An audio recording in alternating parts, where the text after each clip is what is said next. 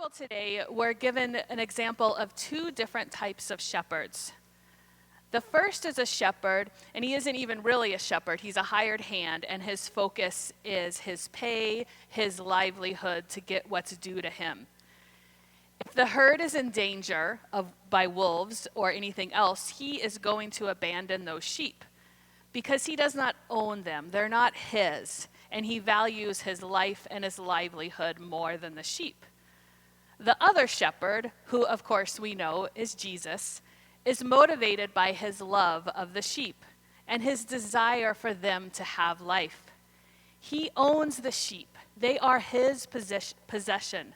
So he will risk his own life and go so far as to lose his own life to save those sheep.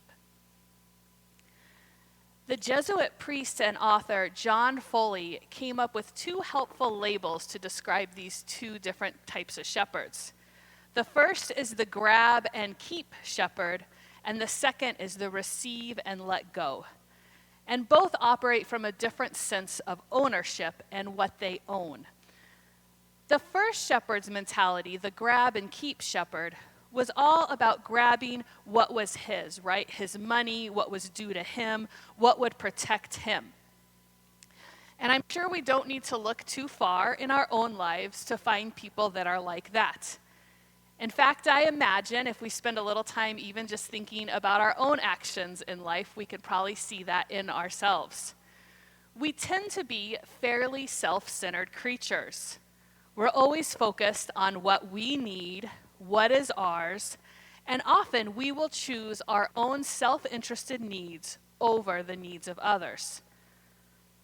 And unfortunately, this type of mindset tends to be very harmful for others, but the real kicker is it's also incredibly harmful for ourselves.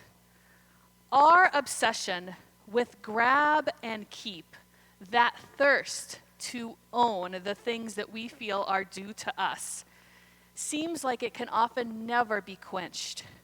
Once we own one thing, we need to own something else. And it ultimately is a lose-lose strategy. The receive and let go mindset is so different. The shepherd refers to the sheep as his own, right? They are, in this one sense, his possession, but it's not a possession that he profits from. Own in that sense means that those sheep are his own, his family. It makes me think of my own daughter. Let me tell you, I do not own her. She makes that very clear every night when we try to brush our teeth. Any illusion of ownership that I have is squashed on a nightly basis. But she is my own. She is my heart. She is my flesh and blood. She is the gift that I have received. And this is how the Good Shepherd sees each and every one of us. We are a gift made somehow from God's own flesh and blood too. God sees us just as my mama heart sees my daughter. We are God's own. We are her beloved. And we are so beloved that God will lay down their own life for us. God, the author of life, lets go of life to show us that truly the only thing that matters, the only thing that you can never grab but always receive is love. Love of neighbor, love of creation, love of self, and love of God. This is the gift, and this is what we are being given the opportunity to learn and live throughout our lifetime, to receive and let go. But for most of us, this lesson does not come easily, and we tend to forget it as soon as we've learned it.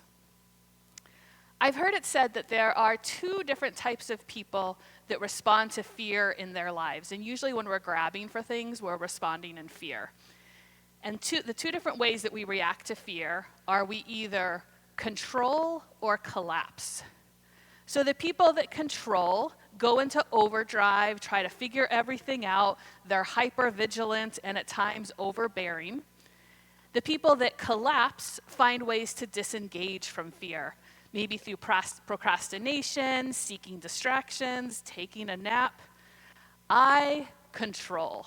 Definitely my area. Parenthood has been a great teacher for me in learning how to let go and realize there is very little that I can control. When I was pregnant, I followed all the rules, did all the things. I once accidentally ate soft cheese, which it turns out, completely freaked out of what had I done because I ate soft cheese. But despite trying my best to control the situation, as many of you know, my daughter was born when I was just 6 months pregnant with her. And in the midst of that trauma and heartache in those first few days of her life, when everything felt so out of control, despite my best efforts to do everything right, in all of that pain, I also experienced this amazing grace, this little opening and a little more ease in my heart. I remember actually driving home from the hospital one day within that first week or so of her life while she was in the NICU. And I even laughed to myself, realizing how I had done everything to control this situation. And the thing that I had never imagined is what happened, right? This thing that I could never have controlled. And not only that, I couldn't control it. No doctor could control it. It was completely out of our hands. And it let me let go for a minute and realize, I've worked my whole life to do everything right. And life still happens. The good and the really hard still happens. And that was such a moment of grace. It allowed me to laugh in that moment and allowed a little bit more of that love to come into my life and a little bit more of that love to go out as well. To have a little more compassion towards myself, but to have some more compassion to others too, because I realized in that moment how much we are all just trying to control the situation or hide from the situation so that the worst might not happen. But unfortunately, sometimes the worst does happen. Receiving and letting go can feel so scary. But the alternative, the grab and keep, is not a better alternative, and in fact, it's much worse, despite what our consumeristic society tries to tell us. The more we grab and keep, the scarcer our life gets. And those wolves howling and snarling feel like they're getting closer and closer. But as God's own, as God's beloved sons and daughters, we have been given the opportunity to let our lives go just as Jesus did. And every time we let go, even just a teensy little bit, our hearts open up a little more love coming in and a little bit more love going out. And slowly, one little crack at a time, we remember ourselves and remind one another that we are God's own. We are beloved gifts, and we were created to receive and love. That is our power, and that love multiplies. So I pray this week that we might notice the moments where we are given the choice to either grab and keep or receive and let go. And I pray that we are flooded with grace and maybe even a little laughter so we can let go and receive more love in our lives this week. Amen.